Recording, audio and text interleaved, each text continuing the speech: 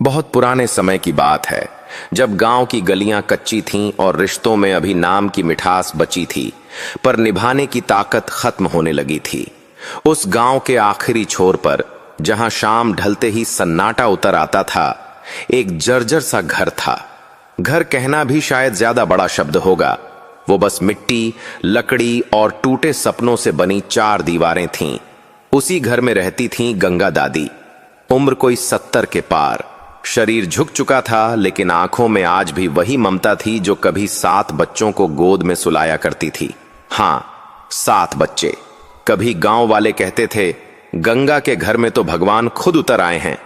आज वही लोग कहते थे, कर्म का खेल है भाई, किस्मत से कौन लड़ पाया है। गंगा दादी के 7 बच्चे बड़े हो चुके थे। कोई शहर में दुकान चलाता था, कोई ठेकेदारी करता था, कोई बाहर कमाने चला गया था। सबके अपने अपने घर थे, अपने अपने दरवाजे, लेकिन मां के लिए कोई जगह नहीं थी। दादी अब किसी बेटे के आंगन में नहीं रहती थी। उसे गांव से थोड़ी दूर पुराने खंडहर जैसी कोठरी में रहने को छोड़ दिया गया था, यह कहकर कि यहां शांति है, मां को भी आराम मिलेगा। असल में वहां न शांति थी न आराम, बस ठंड, भूख और तन्हाई। सुबह जब गांव में चूल्हे जलते तो गंगा दादी अपने पेट पर हाथ रखकर भगवान श्री कृष्ण से कहती, कृष्णा, आज बस इतना दे देना कि सांस चलती रहे। उसके पास ना पेंशन थी ना जमीन। संपत्ति के नाम पर सिर्फ 7 बेटों की यादें थीं, और वही यादें अब सबसे ज्यादा चुभती थीं। कभी वह सोचती, मैंने 7 को पाला, एक एक को उंगली पकड़कर चलना सिखाया, फिर आज मेरी उंगली थामने वाला कोई क्यों नहीं। गांव के बीचों बीच एक छोटा सा श्री कृष्ण का मंदिर था। वही उसका असली सहारा बन गया था। हर सुबह कांपते कदमों से लाठी के सहारे वह मंदिर तक जाती। ना दूध, ना फूल, ना कोई प्रसाद, बस एक लोटा पानी और आंखों से बहता दर्द। वह कृष्ण की मूर्ति के सामने बैठकर कभी शिकायत नहीं करती थी, बस इतना कहती थी, मैंने अपने हिस्से का सब सह लिया है कृष्णा, अब जो लिखना है तू ही लिख। लेकिन शायद उस दिन उसकी आवाज सच में बहुत ऊपर तक पहुंच गई थी, क्योंकि जब मां की आह और भगवान श्री कृष्ण का न्याय आमने सामने आते हैं, तो फिर कहानी सिर्फ दर्द की नहीं रहती, वह इतिहास बन जाती है। बहुत पुराना समय था। गांव की गलियां अभी भी मिट्टी और पत्थरों से भरी थीं, और हर घर की छत से धुआं उठता था। लेकिन गांव के आखिरी छोर पर, जहां सड़क भी खत्म हो जाती थी, वहां एक जर्जर घर खड़ा था। वह घर अब सूनेपन और वीरानी का प्रतीक बन गया था। 4 दीवारें टूटी फूटी, छत में छेद, और भीतर के कमरे में अंधेरा और ठंड। बस यही उस घर की पहचान थी। उसी घर में रहती थी गंगा दादी। उम्र 70 के पार, शरीर झुक चुका था, पर आंखों में अब भी वही ममता थी जो कभी 7 बच्चों को गोद में सुलाकर नींद में सपनों के देश में भेजती थी। हां, 7 बच्चे, जिनका पालन पोषण उसने अपनी जवानी की खुशियों की कुर्बानी देकर किया। अब वही बच्चे बड़े हो गए थे, अपने अपने घर, अपने अपने काम और अपनी दुनिया में व्यस्त थे। उनके लिए मां केवल एक बोझ थी, जिसे हर संभव तरीके से नजरअंदाज किया जा सकता था। गंगा दादी अब अपने ही घर में अकेली थी। किसी बेटे ने उसकी तरफ देखना भी जरूरी नहीं समझा। सुबह का समय हो या शाम का, उसके लिए दुनिया ने मानो अपना दरवाजा बंद कर दिया था। ठंड की तेज हवा उसके झुकी हुई कमर पर सीधी मारती थी, और भूख ऐसी कि पेट के अंदर आग जल उठती। लेकिन गंगा दादी अपने विश्वास और धैर्य को कभी नहीं छोड़ती। वह जानती थी कि कोई भी मुश्किल, चाहे कितनी भी बड़ी क्यों न हो, भगवान श्री कृष्ण के सामने छोटी सी लगेगी। हर सुबह कांपते पैरों और लाठी के सहारे वह गांव के बीचों बीच स्थित श्री कृष्ण मंदिर की ओर बढ़ती। रास्ता लंबा और कठिन था, कभी कीचड़, कभी गहरी मिट्टी और कभी तेज धूप। हर बाधा उसके संकल्प को और मजबूत बनाती। मंदिर तक पहुंचने के बाद वह सीधे श्री कृष्ण की मूर्ति के सामने बैठ जाती। उसके पास ना प्रसाद था, ना दूध, ना कोई फूल, बस एक छोटा लोटा पानी और उसकी आंखों से बहता दर्द। गंगा दादी अपनी आंखों से छलकते आंसू झटक कर कहती, कृष्णा, मैं तेरी शरण में हूं। मैंने अपने हिस्से का सब सह लिया है, अब मेरी तकदीर अपने हाथ में ले। उसकी आवाज इतनी धीमी थी कि लगता जैसे केवल हवा के बीच खो रही हो, लेकिन वह जानती थी कि कृष्ण की सुनवाई हमेशा होती है। गांव के लोग उसकी हालत देखकर सिर हिला देते, पर कोई मदद के लिए आगे नहीं आता। उनका डर और संकोच गंगा दादी के अकेलेपन को और बढ़ा देता। फिर भी वह निराश नहीं होती। उसके दिल में एक आशा रहती कि भगवान श्री कृष्ण उसकी तकलीफ को देख रहे हैं और उचित समय आने पर उसे उसकी मेहनत और तपस्या का फल देंगे। एक दिन जब बारिश जोर से हो रही थी, गंगा दादी की कोठरी की छत से पानी टपकने लगा। ठंड और सीलन ने उसके शरीर को और कमजोर कर दिया। तेज बुखार ने उसे बिस्तर पर गिरा दिया। वह अपने बचपन, जवानी और बच्चों के पालन पोषण के वर्षों की यादों में खो गई। याद आया कि कैसे उसने एक एक रोटी को अपने हिस्से में कम करके बच्चों को खिलाया, कैसे चुपचाप उनके हर सुख दुख में अपने आंसू छिपाए। लेकिन अब वही बच्चे अपने जीवन में व्यस्त थे। उन्हें अपनी मां की पीड़ा की कोई परवाह नहीं थी। गंगा दादी की आंखों में भगवान श्री कृष्ण की तरफ उम्मीद की किरण जग रही थी। उसने अपने शरीर की कमजोरी को महसूस किया, लेकिन अपने विश्वास को कभी नहीं छोड़ा। उसने मन में ठान लिया कि चाहे हालात कितने भी बुरे हों, वह कृष्णा की शरण में रहकर जिएगी और न्याय पाने की उम्मीद कभी नहीं छोड़ेगी। वह धीरे धीरे अपने बिस्तर से उठी, लाठी के सहारे चलते हुए मंदिर की ओर बढ़ी। उसके कदम थके हुए थे, शरीर दर्द से कराह रहा था, पर मन में एक नई ऊर्जा थी। जैसे ही मंदिर के शिखर की ओर उसकी नजर पड़ी, उसका मन शांत हुआ। उसने महसूस किया कृष्णा उसे देख रहे हैं। उसकी तकलीफ, उसकी भूख और उसकी तन्हाई सब उनकी नजरों में है। गंगा दादी ने फूली हुई छाती और कांपती आंखों से कहा, कृष्णा, मेरी मदद कर। मुझे अपने मार्ग पर चलने की शक्ति दे। मुझे न्याय दे और मुझे सम्मान के साथ जीने की ताकत दे। उस दिन से गंगा दादी ने तय कर लिया कि चाहे दुनिया उसे छोड़ दे, चाहे उसके बेटे और गांव वाले उसके साथ ज्यों के त्यों बर्ताव करें, कृष्णा का विश्वास उसका असली सहारा होगा। सूरज की पहली किरण जैसे ही गांव पर पड़ी, गंगा दादी अपने टूटी फूटी कोठरी की खिड़की से बाहर झांकी। बरसात की नमी अब भी मिट्टी में भरी हुई थी। कीचड़ के बीच उसका रास्ता मंदिर तक और कठिन लग रहा था। शरीर अभी भी बुखार और ठंड से कमजोर था, लेकिन उसका मन एक उम्मीद के साथ फूला हुआ था। भगवान श्री कृष्ण की मदद उसके पास जल्द आएगी। वह लाठी के सहारे धीरे धीरे मंदिर की ओर बढ़ी। रास्ते में कई लोग उसे देखते, सिर हिलाते और आगे बढ़ जाते।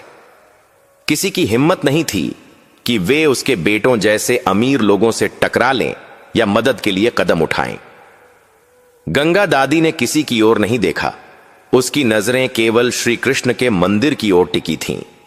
मंदिर के काले पत्थरों की बनावट, उसकी उंगलियों में जमी हुई धूल, सब कुछ उसे भगवान की नजदीकी का एहसास दिला रहा था। मंदिर के द्वार पर पहुंचते ही उसने देखा कि पुजारी अपनी आरती की तैयारी में व्यस्त हैं। गंगा दादी ने फूली हुई सांस के साथ उन तक पहुंचकर कहा, पुजारी जी, मुझे पानी दो और थोड़ी जगह दें। मैं कुछ समय बैठकर कृष्णा की पूजा करूंगी। पुजारी ने उसकी हालत देखी और दया से उसका हाथ थाम लिया। गंगा दादी, तुम अब तक कैसे चली आई, इतनी बीमार और कमजोर होकर? गंगा दादी ने धीमी आवाज में उत्तर दिया, पुजारी जी, शरीर कमजोर है, लेकिन विश्वास जीवित है। मैं जानती हूं कृष्णा मेरी तकलीफ देख रहे हैं, बस मैं उनके सामने कुछ समय बैठना चाहती हूं। उस दिन की पूजा के बाद गंगा दादी ने अपनी सूखी जीभ से पानी पिया। मंदिर के आसपास के लोग धीरे धीरे उसकी ओर देख रहे थे। कोई फल लेकर आता, कोई थोड़ा सा पैसा दे देता, कोई रोटियां छोड़ देता। गंगा दादी ने इन सभी को ग्रहण किया, पर उसके लिए सबसे बड़ा वरदान वह था कि भगवान श्री कृष्ण की मूर्ति उसे लगातार ताक रही थी और उसकी पीड़ा को देख रही थी। उस दिन एक छोटी सी घटना ने उसके विश्वास को और मजबूत किया। जैसे ही वह मंदिर के आंगन में बैठी थी, बारिश की कुछ बूंदें अचानक छत से टपकने लगीं। आसपास लोग भाग गए, लेकिन गंगा दादी ने देखा कि उसी जगह जहां उसकी पीड़ा सबसे ज्यादा थी, एक छोटा सा सूर्य सा प्रकाश उस पर पड़ा। उसने महसूस किया, यह कृष्णा की माया है। यह संकेत है कि उनका दर्शन और आशीर्वाद उसके पास हैं। गंगा दादी की आंखों में आंसू थे, लेकिन इस बार वे दर्द के नहीं, बल्कि उम्मीद और विश्वास के आंसू थे। उसने फूली हुई छाती और कांपती आवाज में कहा, कृष्णा, मैं जानती हूं कि तू मेरे साथ है। मैं अब और डरने वाली नहीं हूं। चाहे दुनिया मुझे भूल जाए, चाहे मेरे बेटे मुझे छोड़ दें, तू ही मेरी रक्षा करेगा। उस दिन से गंगा दादी ने अपनी दिनचर्या बदल दी। वह सुबह जल्दी उठती, मंदिर में झाड़ू लगाती, फूल और दीप जलाती और श्री कृष्ण के सामने बैठकर ओम नमः श्री कृष्णाय का जाप करती। दिन भर आने वाले भक्त उससे कुछ न कुछ देते, कभी फल, कभी बिस्कुट, कभी थोड़े पैसे। गंगा दादी उन चीजों में किसी लालच की नजर नहीं रखती। वह बस भगवान श्री कृष्ण की सेवा और उनकी कृपा में विश्वास रखती। धीरे धीरे गंगा दादी की हालत में सुधार आने लगा। शरीर अब पूरी तरह कमजोर नहीं रहा और उसका मन पहले से ज्यादा मजबूत हो गया। उसने महसूस किया कि कृष्णा की कृपा से उसका जीवन अब धीरे धीरे बदलने लगा है। उस दिन उसके मन में पहली बार यह विचार आया कि शायद अब वह अपने बेटों की बेरुखी से डरती नहीं। उसे यह भी विश्वास था कि जैसे ही समय आएगा, कृष्णा उसे उसके अधिकार और सम्मान दिलाएंगे। कुछ हफ्तों के बाद गंगा दादी की हालत पहले से बेहतर होने लगी थी। शरीर अब इतना कमजोर नहीं रहा और विश्वास की लौ दिन प्रतिदिन तेज होती जा रही थी। लेकिन जैसे ही मनुष्य के जीवन में उम्मीद की किरण चमकती है, वही समय परीक्षा भी लेकर आता है। गंगा दादी ने मंदिर में अपनी दिनचर्या जारी रखी। सुबह जल्दी उठना, झाड़ू लगाना, दीप जलाना और श्री कृष्ण के सामने बैठकर जाप करना, यही उसका जीवन बन गया था। आए दिन कुछ लोग उसे भोजन, फल और थोड़े पैसे देते। मंदिर का वातावरण अब उसकी सबसे बड़ी सुरक्षा बन गया था। उसने मन में ठान लिया था कि चाहे उसके बेटे उसे नजरअंदाज करें, चाहे दुनिया उसकी ओर मुड़कर न देखे, वह कृष्णा के भरोसे जिएगी और जीवन काटेगी। लेकिन उसका बेटों की बेरुखी उसे पूरी तरह नहीं छोड़ रही थी। उस दिन सुबह जैसे ही गंगा दादी मंदिर से लौट रही थी, उसने देखा कि उसके बड़े बेटे रमेश और दिनेश उसकी कोठरी के बाहर खड़े थे। उनके चेहरे लाल और गुस्से से भरे हुए थे। गंगा दादी ने तुरंत अपने पैर रोक लिए। जानती थी कि अब कोई सरल बात नहीं होगी। रमेश ने जोर से कहा, मां, तुम्हें अब और हमारी दुनिया में चलने का हक नहीं। मंदिर में रहो या अपने काम पर जाओ, लेकिन हमारी इज्जत का मसला मत बनो। लोग क्या कहेंगे अगर यह खबर फैल गई कि तुम मंदिर में भीख मांग रही हो। गंगा दादी की आंखों में आंसू थे, लेकिन उसने हिम्मत जुटाकर कहा, बेटा, मैं किसी की इज्जत नहीं गिरा रही। मैं बस अपनी जिंदगी जी रही हूं। मैं मंदिर में बैठकर श्री कृष्ण की सेवा कर रही हूं। मैं भूखी नहीं मर रही और किसी पर बोझ नहीं बन रही। दिनेश ने पैर पटकते हुए कहा, हमारी बात मत काटो। जो हम कह रहे हैं वही होगा। मंदिर जाना अब बंद करो। यहां से बाहर कदम रखा तो समझ लेना परिणाम भुगतना पड़ेगा। गंगा दादी ने झुकी हुई कमर से खुद को सहारा देते हुए धीरे धीरे कहा, बेटा, मैं डरने वाली नहीं। मैं श्री कृष्ण पर विश्वास करती हूं। जो न्याय करना है वह केवल उनके हाथ में है। मैं उनकी कृपा में जीवित रहूंगी। रमेश और दिनेश अपने गुस्से में गंगा दादी को धमकाते हुए चले गए, लेकिन इस घटना ने गंगा दादी के मन में एक अजीब साहस भर दिया। उसने महसूस किया कि अब उसके लिए केवल भगवान श्री कृष्ण ही उसका सहारा हैं। दुनिया चाहे कुछ भी कहे या करे, उसकी सुरक्षा और जीवन का मार्ग केवल कृष्णा के हाथ में था। उस शाम जब वह मंदिर में बैठी अपने जाप में मग्न थी, उसने महसूस किया कि शिविर की तरह मंदिर का वातावरण उसकी पीड़ा को कम कर रहा है। और तभी एक अदृश्य शक्ति ने उसकी कमर पर हल्का सा सहारा दिया, जैसे कोई अदृश्य हाथ उसके दर्द को कम कर रहा हो। गंगा दादी ने आंखें बंद कर भगवान श्री कृष्ण का धन्यवाद किया। उसे लगा कि भगवान ने उसकी हिम्मत और विश्वास को देखा और उसे यह संकेत दिया कि सत्य और भक्ति का फल मिलेगा। उस दिन से गंगा दादी ने यह तय कर लिया कि वह और अधिक आत्मनिर्भर बनेगी। मंदिर में रहते हुए उसने धीरे धीरे खुद के लिए भोजन और छोटी छोटी जरूरतों का इंतजाम करना शुरू किया। वह जानती थी कि अब कोई उसके बेटों से मदद नहीं आएगी, लेकिन भगवान श्री कृष्ण की कृपा और भक्तिभाव उसकी ताकत बनेगा। रात होते होते गंगा दादी ने मंदिर के कोने में बैठकर सोचा, जो भी आएगा, जो भी होगा, कृष्णा मेरा मार्गदर्शन करेंगे। मैं अब किसी का हाथ नहीं मांगूंगी, लेकिन उनकी कृपा से अपनी जरूरत पूरी करूंगी। उस रात की चुप्पी और मंदिर का शांत वातावरण गंगा दादी के मन को और अधिक मजबूत बना गया। उसे विश्वास हो गया कि उसकी भक्ति और धैर्य कभी व्यर्थ नहीं जाएगा। कृष्णा की कृपा उसके साथ है और यह पहली परीक्षा केवल शुरुआत है। अगली सुबह सूरज की हल्की सुनहरी किरणें मंदिर की छत पर पड़ रही थीं। गंगा दादी ने लाठी के सहारे अपने झुके हुए शरीर को उठाया और मंदिर के आंगन की ओर बढ़ी। अब उसका विश्वास और आत्मबल पहले से कहीं अधिक मजबूत हो गया था। बुरी परिस्थितियां उसे कभी टूटने नहीं देती थीं, बल्कि हर कठिनाई उसे और अधिक आत्मनिर्भर और भगवान श्री कृष्ण पर विश्वास करने वाली बना रही थी। उस दिन मंदिर के पुजारी जी ने देखा कि गंगा दादी अपने जाप में मग्न हैं। उनके चेहरे पर शांति और संतोष था। पुजारी जी ने धीरे धीरे उनकी ओर बढ़कर कहा, गंगा दादी, तुम पिछले कई दिनों से इतनी मजबूती से बैठी हो। यह देखकर मुझे विश्वास हो रहा है कि कृष्णा ने तुम्हें अपनी शरण में लिया है। तुम केवल उनकी भक्ति और धैर्य में जीवित हो रही हो। गंगा दादी ने सिर झुकाकर कहा, पुजारी जी, सच कहा आपने। जो भी मदद मुझे मिली है वह केवल भगवान श्री कृष्ण की कृपा से है। मेरे बेटे और गांव वाले मेरे लिए कुछ नहीं कर सकते, लेकिन कृष्णा हमेशा मेरे साथ हैं। तभी मंदिर के दरवाजे पर ठाकुर भानु प्रताप की नौकरानी आई। उसने देखा कि गंगा दादी मंदिर में बैठी हैं और उनके चेहरे पर संतोष और भक्ति की चमक है। नौकरानी ने दया से कहा, दीदी, हमारे ठाकुर साहब ने आज से तुम्हारे लिए थोड़ी मदद की व्यवस्था की है। तुम उनके आंगन में अनाज साफ कर सकती हो, फूल बत्ती बना सकती हो और तुम्हें 2 वक्त का भोजन मिलेगा। गंगा दादी की आंखों में आंसू आ गए। यह पहली बार था जब उसने महसूस किया कि कोई उसकी कठिन परिस्थितियों को समझ रहा है और उसकी मदद कर रहा है।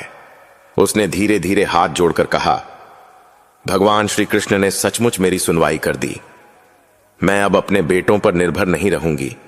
मैं मेहनत करके अपनी जरूरत पूरी करूंगी। उस दिन गंगा दादी ने मन लगाकर अनाज साफ किया। दोपहर में उसे गर्म दाल, चावल और रोटी मिली। इतने महीनों बाद उसे भरपेट भोजन मिला। उसका मन खुशियों से झूम उठा। शाम को जब वह घर लौटी तो उसके हाथ में थोड़े पैसे और एक पुरानी लेकिन साबुत शॉल थी, जिसे ठाकुर की पत्नी ने दी थी। गंगा दादी ने महसूस किया, कृष्णा ने उसकी भक्ति और धैर्य को देखकर उसे यह वरदान दिया है। लेकिन दुनिया की बेरुखी अब भी पीछे से पीछा कर रही थी। जब उसके बेटों को पता चला कि उनकी मां जमींदार के घर में काम कर रही हैं, तो उनका गुस्सा और बढ़ गया। उन्हें अपनी छवि और झूठी इज्जत की चिंता थी, गंगा दादी की भलाई की नहीं। रात को गंगा दादी मंदिर में बैठी अपने जाप में मग्न थी। उसने अपने मन से कहा, कृष्णा, चाहे मेरे बेटे मुझे नीचा दिखाएं, चाहे दुनिया मुझे भूल जाए, तू हमेशा मेरे साथ है। तूने आज मेरी मदद की है। मैं जानती हूं कि तू मेरी रक्षा करेगा। मैं अब किसी पर निर्भर नहीं हूं, केवल तेरे भरोसे जीवन जीऊंगी। उस रात मंदिर की चुप्पी और ठंडी हवा ने उसे अंदर से और अधिक सशक्त बना दिया। उसने महसूस किया कि भगवान श्री कृष्ण की कृपा से उसकी मेहनत और भक्ति का फल मिलने वाला है। उसकी पहली परीक्षा में उसका साहस और धैर्य सफल हुआ। गंगा दादी अब जान चुकी थी कि चाहे कितनी भी कठिनाइयां आएं, चाहे उसके बेटे या दुनिया उसके खिलाफ हों, कृष्णा की कृपा उसे हर संकट से बाहर निकाल देगी और उसका जीवन सुरक्षित रखेगी। कुछ हफ्तों के बाद गंगा दादी का जीवन धीरे धीरे स्थिर होने लगा। शरीर अब इतना कमजोर नहीं रहा और मन में आत्मबल की नई लौ जल उठी थी। मंदिर का शांत वातावरण और भगवान श्री कृष्ण की कृपा ने उसकी जिंदगी बदलना शुरू कर दिया था। लेकिन उसके बेटों के अहंकार और स्वार्थ की शक्ति अभी भी उसके जीवन में खतरे की तरह मंडरा रही थी। रमेश और दिनेश ने देखा कि उनकी मां अब किसी के आगे हाथ नहीं फैलाती, बल्कि मंदिर में रहकर सम्मान के साथ जीवन काट रही हैं। यह दृश्य उनके अहंकार को बर्दाश्त नहीं हो रहा था। कैसे हमारी मां दूसरों के घर में काम करके अपना जीवन बसर कर सकती है, दोनों ने गुस्से में कहा। एक शाम जब गंगा दादी मंदिर में अपने जाप में मग्न थी, दोनों भाई जीप लेकर आए। उनके चेहरे लाल और गुस्से से भरे हुए थे। उन्होंने गंगा दादी को देखकर तुरंत हमला किया। रमेश ने उसकी माला हाथ से छीनकर दूर फेंक दी और दिनेश ने गुस्से में कहा, अब बहुत हो गया, मंदिर में जाकर हमारी इज्जत का तमाशा मत बना। घर लौटो वरना परिणाम भुगतना पड़ेगा। गंगा दादी की आंखों में आंसू थे, लेकिन उन्होंने हिम्मत जुटाई। झुकी हुई कमर को सीधा करते हुए कांपते हाथों से कहा, बेटा, मैं डरने वाली नहीं। मैं केवल भगवान श्री कृष्ण के भरोसे जीवन जीती हूं। चाहे तुम मुझे रोको या धमकाओ, मेरा मन नहीं टूटेगा। कृष्णा मेरी रक्षा करेंगे। रमेश और दिनेश अपने गुस्से में उसे जबरदस्ती जीप में बिठाकर घर ले गए। घर में उन्हें उसी टूटी कोठरी में धकेल दिया और बाहर से ताला लगा दिया। लेकिन गंगा दादी ने हार नहीं मानी। उसने अपनी सूखी जीभ और कमजोर शरीर के बावजूद भगवान श्री कृष्ण की मूरत को अपनी आंखों से देखा और मन में कहा, कृष्णा, तू ही मेरी रक्षा करेगा। तू मेरे बेटों के अहंकार को भी सही राह दिखाएगा। उस रात गंगा दादी ने महसूस किया कि भगवान की माया सबसे बड़ी है। उसने सोचा कि भले ही उसके बेटे उसके खिलाफ हों, कृष्णा का आशीर्वाद उसकी रक्षा करेगा और उसका जीवन सुरक्षित रहेगा। कुछ ही समय बाद गांव में खबर फैल गई कि गंगा दादी अब मंदिर में रहकर अपना जीवन व्यतीत कर रही हैं और किसी की मदद से नहीं, बल्कि अपनी मेहनत और भक्ति से जीवन काट रही हैं। यह खबर सुनकर गांव वाले भी हैरान थे। धीरे धीरे लोग गंगा दादी की सच्चाई और उसकी भक्ति को समझने लगे। इस अध्याय का संदेश यह था कि कभी कभी बच्चे अपने अहंकार में माता की भलाई को नहीं समझ पाते, लेकिन जो माता सच्चे हृदय से भक्ति करती है, उसके जीवन में भगवान स्वयं हस्तक्षेप करके न्याय और आशीर्वाद देते हैं। गंगा दादी की पहली बड़ी चुनौती पूरी हुई, लेकिन उसकी परीक्षा अभी समाप्त नहीं हुई थी। कुछ दिनों बाद गंगा दादी का जीवन मंदिर में स्थिर हो गया। सुबह जल्दी उठना, झाड़ू लगाना, फूल और दीप जलाना और श्री कृष्ण के सामने बैठकर जाप करना, यह उसकी दिनचर्या बन चुकी थी। शरीर अब इतना कमजोर नहीं रहा और मन में आत्मबल और विश्वास पहले से कहीं अधिक मजबूत हो गया था। लेकिन उसके बेटों रमेश और दिनेश का अहंकार अब भी शांत नहीं हुआ था। उन्हें यह बर्दाश्त नहीं था कि उनकी मां दूसरों के घर में काम करके जीवन यापन कर रही हैं और उनके अहंकार के बावजूद उनका जीवन सम्मान के साथ चल रहा है। एक दिन रमेश और दिनेश ने तय किया कि वे अपनी मां की स्थिति पर पर्दा डालेंगे और उसे घर वापस लाएंगे। वह जीप लेकर आए और गंगा दादी को जबरदस्ती बैठाकर घर ले आए। घर आते ही उन्होंने उसे उसी टूटी कोठरी में धकेल दिया और बाहर से ताला लगा दिया। गंगा दादी ने यह सब सहा, लेकिन उसका विश्वास और भक्ति अडिग रही। उसने अपनी आंखें बंद कर भगवान श्री कृष्ण का स्मरण किया और मन में कहा, कृष्णा, तू मेरे साथ है। तू ही मेरी रक्षा करेगा। मेरी भक्ति और धैर्य को देख मेरे बेटों को सही राह दिखा। मैं डरने वाली नहीं हूं। तभी एक अजीब घटना घटी। जैसे ही बेटों ने घर के भीतर ताले की जांच की, अचानक ताले अपने आप खुल गए। जीप और उनके हाथ में पकड़ने की पूरी कोशिश के बावजूद गंगा दादी बिना किसी मदद के मंदिर की ओर चल पड़ी। गांव वाले यह सब देखकर हैरान रह गए। गंगा दादी ने महसूस किया कि यह भगवान श्री कृष्ण का पहला चमत्कार है।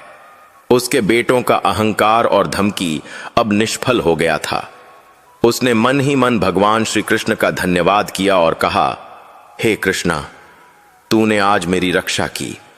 तू मेरी भक्ति और धैर्य को देखकर मेरे जीवन में हस्तक्षेप किया।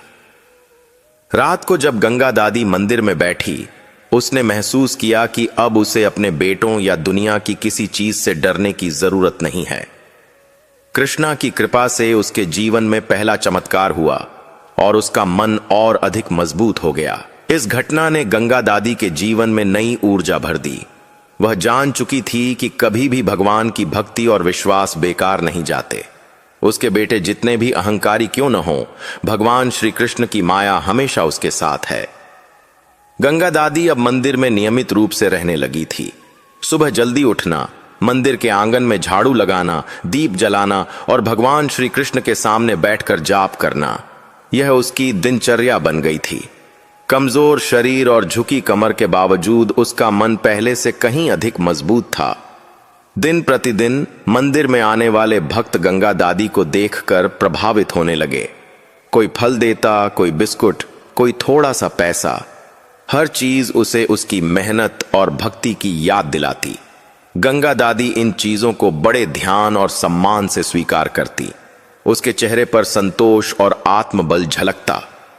गांव में धीरे धीरे खबर फैलने लगी कि गंगा दादी अब अपने बेटों की बेरुखी और अहंकार के बावजूद अपने भरोसे और भगवान श्री कृष्ण की कृपा से जीवन जी रही हैं। लोग देखते रहे कि किस प्रकार एक वृद्ध महिला, जो अब तक कमजोर और तड़पती रही थी, भगवान की भक्ति और धैर्य से सम्मानित और सशक्त बन गई थी। कुछ दिनों बाद मंदिर के पुजारी जी और उनकी पत्नी सुमित्रा ने देखा कि गंगा दादी अब अपने लिए भोजन का इंतजाम खुद कर रही है, फूल और बत्ती बना रही है और भक्तों से मिलने वाले छोटे छोटे उपहारों को संभाल रही है। पुजारी जी ने कहा, देखो सुमित्रा, कितनी भक्ति और धैर्य से गंगा दादी ने अपने जीवन को बदल दिया है। भगवान श्री कृष्ण की कृपा ही इसे संभव बना रही है। सुमित्रा ने सहमति में सिर हिलाया और कहा, सच में यह देखना अद्भुत है।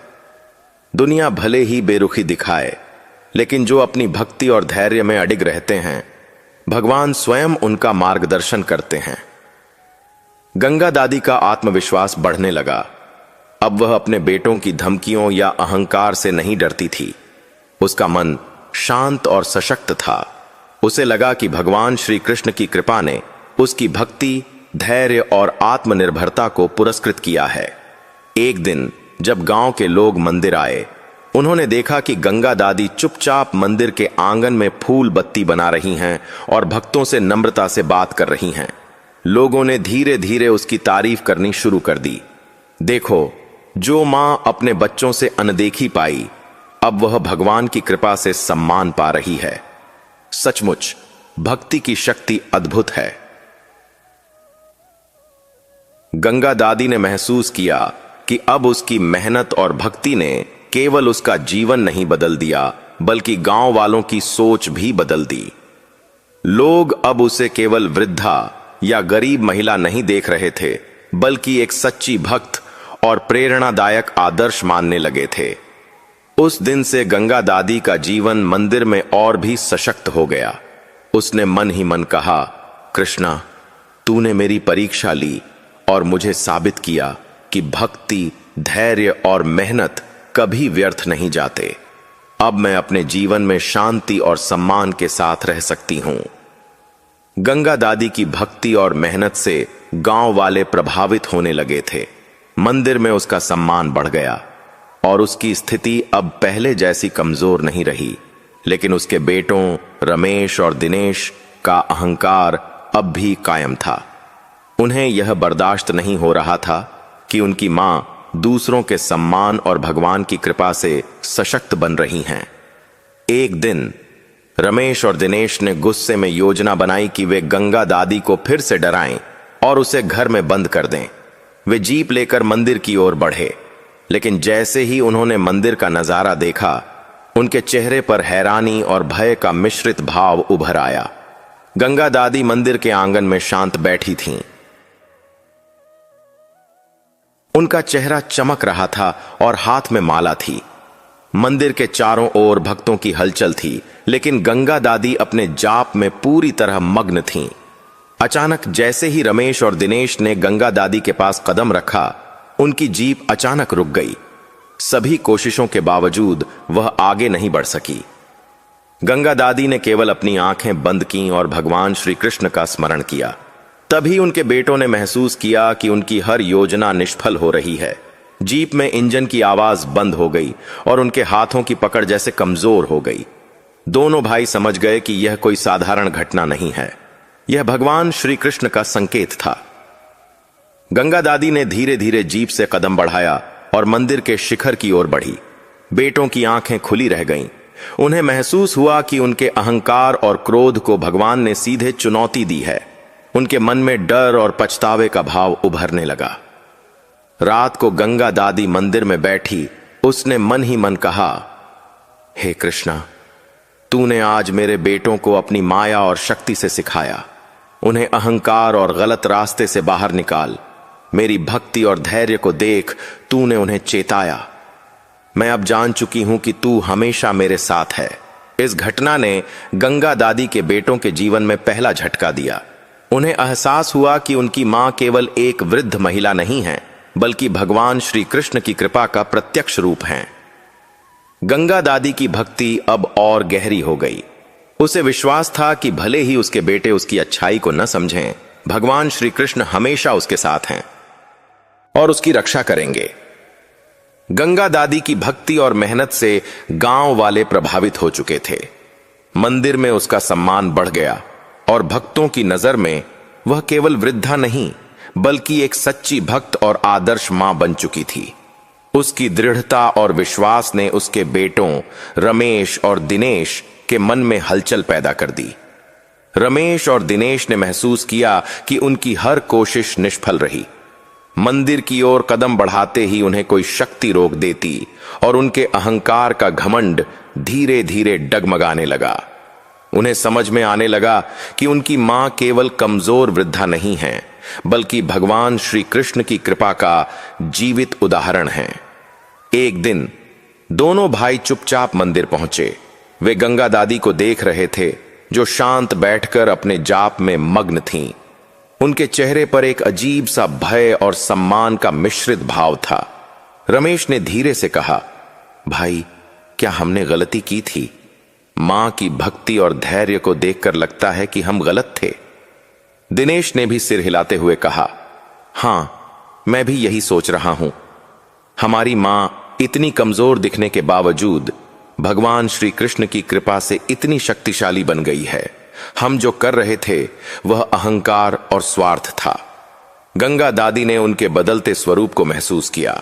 उसने शांत भाव से उन्हें देखा और मन ही मन कहा, हे कृष्णा, तूने उनके दिलों में प्रकाश डाला। अब वे धीरे धीरे समझने लगे हैं। मैं उन्हें डराने या सिखाने नहीं जा रही। उनका दिल खुद बदल जाएगा। कुछ दिन बाद गांव में भी यह दृश्य लोगों की नजर में आया। लोग देख रहे थे कि गंगा दादी के बेटे अब उसकी ओर केवल सम्मान से देख रहे हैं। उनकी बोली में कठोरता नहीं रही, बल्कि धीरे धीरे सम्मान और डर के बीच संतुलन आने लगा था। गंगा दादी ने महसूस किया कि अब उसका सबसे बड़ा संघर्ष खत्म होने लगा है। उसने भगवान श्री कृष्ण का स्मरण करते हुए कहा, हे कृष्णा, तूने मेरी भक्ति को देख मेरे बेटों के अहंकार में दरार डाली और उन्हें सही मार्ग दिखाना शुरू किया। अब मेरा मन शांत है और मेरी आत्मा को सुकून मिला है। इस अध्याय का संदेश यह था कि अहंकार और स्वार्थ कभी भगवान की कृपा और सच्ची भक्ति के सामने टिक नहीं पाते। गंगा दादी की मेहनत, धैर्य और भगवान श्री कृष्ण की माया ने उसके जीवन में और उसके बेटों के दिल में बदलाव की शुरुआत कर दी थी। गंगा दादी की भक्ति, मेहनत और धैर्य का असर अब पूरे गांव में साफ दिखने लगा था। मंदिर में लोग उसे आदर और सम्मान से देखते और उसके बेटों रमेश और दिनेश के मन में भी धीरे धीरे बदलाव आया। अब उनके अहंकार की जगह पछतावा और समझदारी ने ले ली थी। एक दिन दोनों भाई घर आए और गंगा दादी को देखा, जो मंदिर के आंगन में शांत बैठी थी। रमेश ने धीरे से कहा, मां, हमें अपनी गलती का एहसास हो गया है। हमने तुम्हारे साथ जो किया वह ठीक नहीं था। अब हम समझते हैं कि तुम्हारी भक्ति और धैर्य ने हमें सिखाया कि अहंकार और स्वार्थ का कोई स्थान नहीं है। दिनेश ने भी सिर झुकाते हुए कहा, हम अब वचन देते हैं कि भविष्य में कभी तुम्हारा अपमान नहीं होगा। हमें आज एहसास हुआ कि भगवान श्री कृष्ण की कृपा से ही तुम्हारा जीवन सुरक्षित और सम्मानित रहा। तुम्हारी भक्ति ने हमें भी सही राह दिखाई। गंगा दादी की आंखों में आंसू थे, लेकिन वे आंसू खुशी और संतोष के थे। उसने दोनों बेटों को गले लगाया और मन ही मन भगवान श्री कृष्ण का धन्यवाद किया। हे कृष्णा, तूने आज मेरे धैर्य और भक्ति को सही फल दिया। अब मैं शांति से जीवन बसर कर सकती हूं और मेरे बेटों का दिल भी जाग चुका है। गांव के लोग भी इस परिवर्तन को देखकर हैरान थे। उन्होंने देखा कि कैसे एक वृद्ध महिला, जिसे अपने बेटों से ही तिरस्कार मिला, अब मंदिर में सम्मानित हो रही थी और उसका परिवार भी उसे मान दे रहा था। गंगा दादी की मेहनत, भगवान श्री कृष्ण की भक्ति और धैर्य ने पूरे परिवार को सही मार्ग दिखाया। अब गंगा दादी न केवल अपने जीवन में संतुष्ट थी, बल्कि उसने यह सिखा दिया कि सच्ची भक्ति और धैर्य के सामने अहंकार और स्वार्थ कभी टिक नहीं सकते। उसका जीवन भगवान श्री कृष्ण की कृपा और न्याय का जीवंत उदाहरण बन गया। और इस तरह गंगा दादी की कहानी ने यह संदेश दिया कि जो भक्ति, दोस्तों, अगर आपको यह कहानी पसंद आई तो हमारे चैनल को लाइक, शेयर और सब्सक्राइब करना मत भूलिए। और सबसे जरूरी, आपको इस कहानी से क्या सीख मिली, अपनी राय कमेंट में जरूर बताएं। और हां, सबको राधे राधे, धन्यवाद।